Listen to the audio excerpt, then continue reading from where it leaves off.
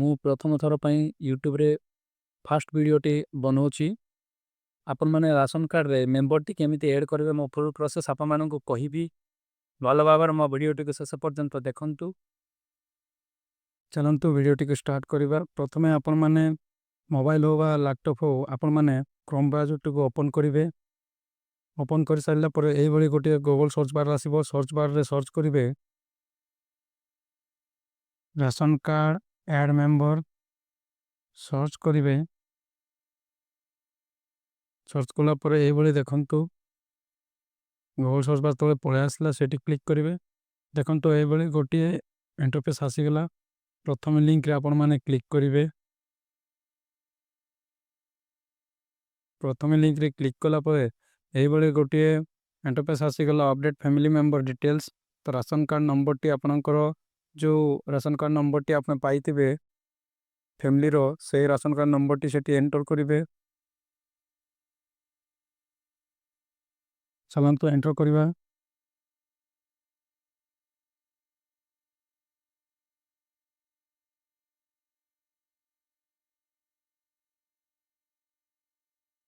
Enter କରିସାରିଲା ପରେ ଦେଖନ୍ତୁ ଗେଟ୍ ଡିଟେଲ୍ସ ଆପଣମାନେ କ୍ଲିକ୍ କରିବେ। ଆପଣଙ୍କ ମୋବାଇଲ ନମ୍ବର ଯେଉଁ ଆଧାର କାର୍ଡ଼ର ଲିଙ୍କ ଥିବ ରାସନ କାର୍ଡ଼ ସହିତ, ସେଇ ନମ୍ବରକୁ ଗୋଟିଏ OTP ଯିବ। ସେ OTPଟା ଏଠି ଆପଣମାନେ ଟାଇପ୍ କରିବେ। ଟାଇପ୍ କଲା ପରେ ଗେଟ୍ ରିପୋର୍ଟରେ କ୍ଲିକ୍ କରନ୍ତୁ। କ୍ଲିକ୍ କଲା ପରେ ଆପଣଙ୍କ ରାସନ କାର୍ଡ଼ର ଫୁଲ୍ ଡିଟେଲ୍ସଟି ଏଠି ଶୋ ହେବ। ଏଠି ଦେଖନ୍ତୁ ଆପଣଙ୍କ ନାମ, ଆଉ ଏଠି ଜେଣ୍ଡର, ଆଉ ଫିମେଲ୍ ନା ମେଲ୍, ଆଉ ଆପଣଙ୍କ ଡେଟ୍ ଅଫ୍ ବାର୍ଥ। ଦେଖନ୍ତୁ ଏଗୁଡ଼ାକ ଶୋ ହେଲା ସବୁ। ଆପଣଙ୍କ ଫ୍ୟାମିଲିର ହେଡ଼୍ ରିଲେସନ୍ କ'ଣ କ'ଣ ଅଛି ଦେଖନ୍ତୁ ଏଗୁଡ଼ାକ ଶୋ ହେଉଛି। ଆଉ ଆପଣଙ୍କର ଭୋଟର ID ନମ୍ବରଟା ଦେଖନ୍ତୁ ଶୋ ହେଉଛି ଏଥିରେ, ଯାହାଙ୍କର 18 ବର୍ଷ ହୋଇଯାଇଥିବ। ଠିକ୍ ଅଛି। ପରିବାରର ସମସ୍ତ ସଦସ୍ୟ ଏଥିରେ ନାମ ଅଛି, ଅଲ୍ ଡିଟେଲ୍ସ ଅଛି।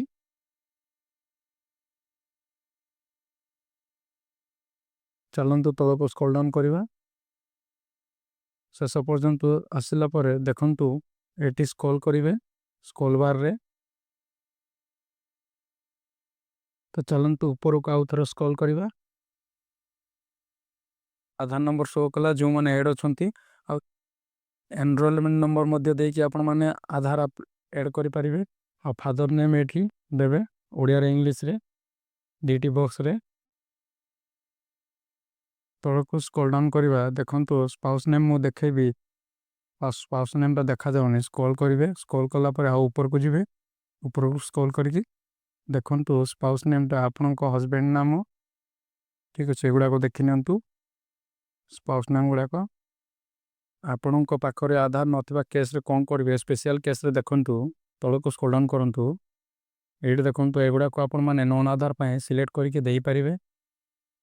ଠିକ୍ ଅଛି। ଯେଉଁମାନଙ୍କ ପାଖରେ ଆଧାର କାର୍ଡ଼ଟି ନାହିଁ ବା ଡକୁମେଣ୍ଟଟି ନାହିଁ,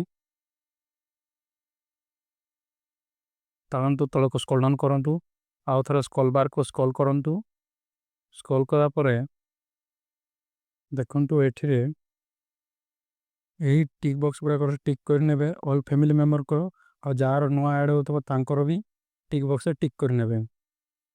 ଆଉ ଏଇଠି ଦେଖନ୍ତୁ ଆପଣଙ୍କର ଇଂଲିଶରେ ନାମ ଦେବେ, ଓଡ଼ିଆରେ ନାମ ଦେବେ।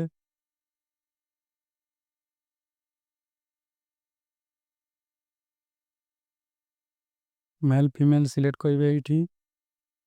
ଆଉ ଏଇଠି ଆପଣଙ୍କର ଡେଟ୍ ଅଫ୍ ବାର୍ଥ ଦେବେ ଯେଉଁ ମେମ୍ବର ଆଡ଼୍ କରୁଥିବେ। ଆଉ ଏଇଠି ହେଡ଼ର୍ ସହିତ ତାଙ୍କର କ'ଣ ରିଲେସନ୍, ଫ୍ୟାମିଲି ମେମ୍ବରର ତାଙ୍କ ରିଲେସନ୍ କ'ଣ ହେଡ଼ର୍ ସହିତ ତାଙ୍କର ଏଇଠି ରିଲେସନ୍ଟି ଦେବେ। ରିଲେସନ୍ଟି ଦେଲା ପରେ ତାଙ୍କର ଏଠି ଦେଖନ୍ତୁ ଇପିକ୍ ନମ୍ବର, ଯାହାର ଯଦି ଭୋଟର କାର୍ଡ଼ ଅଛି ବା ତାଙ୍କ ନମ୍ବର ଅଛି ତାହେଲେ ଦେବେ, ନଥିଲେ ସେଇ ବକ୍ସଟିକୁ ଖାଲି ରଖିବେ, ଛାଡ଼ିଦେବେ।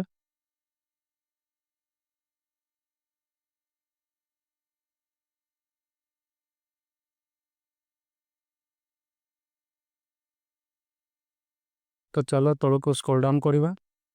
ସ୍କ୍ରୋଲ୍ ଡାଉନ୍ କଲା ପରେ ସ୍କ୍ରୋଲ୍ ବାର୍କୁ ସ୍କ୍ରୋଲ୍ କରିବା। ଆଉ ଥରେ ଉପରକୁ ସ୍କ୍ରୋଲ୍ କରିବା। ସ୍କ୍ରୋଲ୍ କଲା ପରେ ଦେଖନ୍ତୁ ଯଦି ଆପଣଙ୍କର ଆଧାର ନମ୍ବର ନାହିଁ, ଏନରୋଲମେଣ୍ଟ ଆଧାର ନମ୍ବର ଅଛି, ତାହେଲେ ଆପଣ ଏଠି ମଧ୍ୟ ଦେଇପାରିବେ। ଆଉ ଫାଦର ନେମ୍ ଏଠି ଆପଣ ଦେବେ।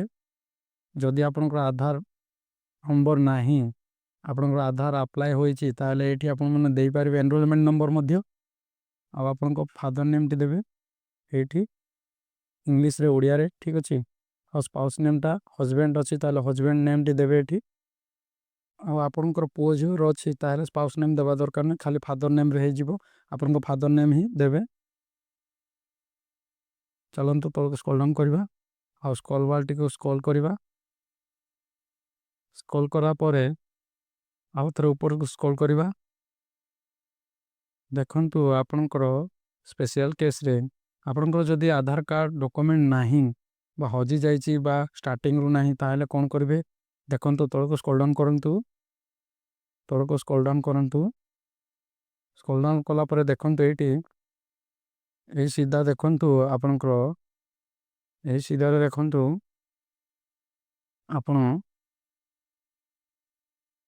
ସିଲେକ୍ଟ ଅପସନ୍ରେ ଦେଖନ୍ତୁ ଏଇଠି ନନ୍ ଆଧାର ବାଲାକୁ ବା ଆଧାର ଯାହାର ନାହିଁ, ଡକୁମେଣ୍ଟ ଗୁଡ଼ାକ ନାହିଁ, ତାହେଲେ ଆପଣମାନେ କେମିତି ଏଡ଼୍ କରିପାରିବେ ଏହି କେସ୍ରେ? ଏଇଗୁଡ଼ାକ ସିଲେକ୍ଟ କରିକି ଆପଣଙ୍କ ଯାହାର ପ୍ରୋବ୍ଲେମ୍ ସେଗୁଡ଼ାକ ସିଲେକ୍ଟ କରିକି ଆପଣମାନେ କରିପାରିବେ।